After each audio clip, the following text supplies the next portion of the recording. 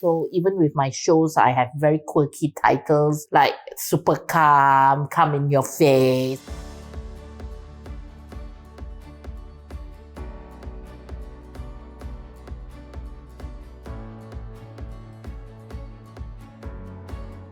Hi, this is Joanne Purple, and I am Malaysia's Queen of Comedy and also the founder of Purple's Crack. My last show was the biggest show ever in KL. So a week after that show, it just went on lockdown. This was March 2020. A lot of people thought, okay lah, 1 month only lah, lockdown 1 month. By the time third month came, there was no income at all for anyone. And I was like slowly diminishing my savings. And I was like, okay, I cannot do this anymore. I have to think of something. So my immediate call to action was sell something, anything. So I've always been a good cook, and one of course, my most prominent dish is the siu yok. So I'm like, okay, what if I just sell siu yok? Just sell 10 a week.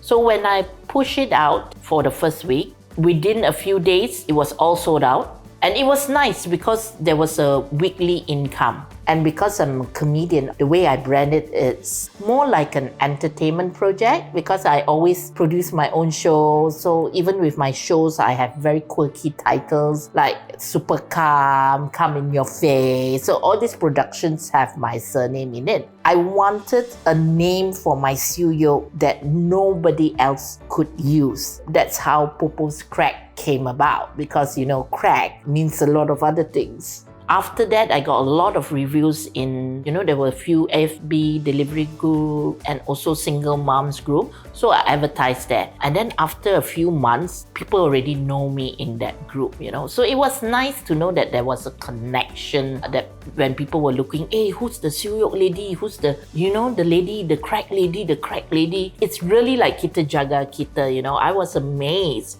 So when I did the nasi lemak, there was a few trial and error because, when you cook rice, if you cook for 10 or 5, that's easy. But if you're cooking for 70, oh my God, it's a whole different experience altogether. And when I do big volume, oh my God, this is tiring. I have to wake up like 4 a.m.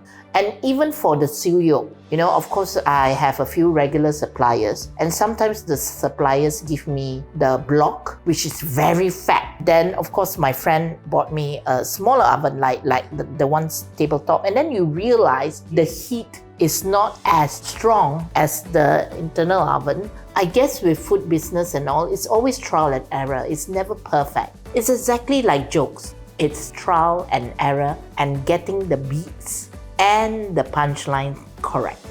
You have a certain branding to you, right? And people tend to know you. Yes. So then would you say that your personal success and popularity as a comedian and public figure, right, it helped drive the awareness of your brand and in turn bring in sales also? So I managed to be able to get the brand out faster because I already have a fan base that people know already. And people were very supportive, In fact, I have fans who were from restaurants, like actual cafes who ordered from me just to support me because they're my friends from, like, say, biryani houses and grocers. And so I guess in that aspect, I'm really grateful that I'm able to push my product to the public a little bit faster, I guess. I think the pandemic made us realize that we can't just go on the same way again. You cannot just depend on one source of income, one way, the same way. I think that goes for a lot of us. So I guess you just need to be less stubborn. Some people are quite stubborn. They just do things this way and they just don't want to learn new skills and they're like, no. So I think you can't help. It's a new world. Things are done differently. So it's either you move ahead and learn or you stay back behind. So my top advice for young entrepreneurs, first, find your product. What is your product? And second, the product needs to be good. You can sell anything. It doesn't have to be food. It can be a scarf. Anything that you think you are good at, pursue that. The most important thing in being an entrepreneur is that you need to sell. That's how you become an entrepreneur, being able to get the sales in. But you need to know how to market it properly. And you need to go into all the other groups that you can help sell your product. How to do good videos or even take good pictures so that your products become appealing. What makes your product so unique that people want to buy it from you? Even if it's general, it's how you advertise it to the group.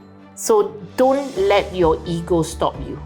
If you don't know how to do something, ask. If you need advice, ask. And you'll be in a position one day where you can give the advice out.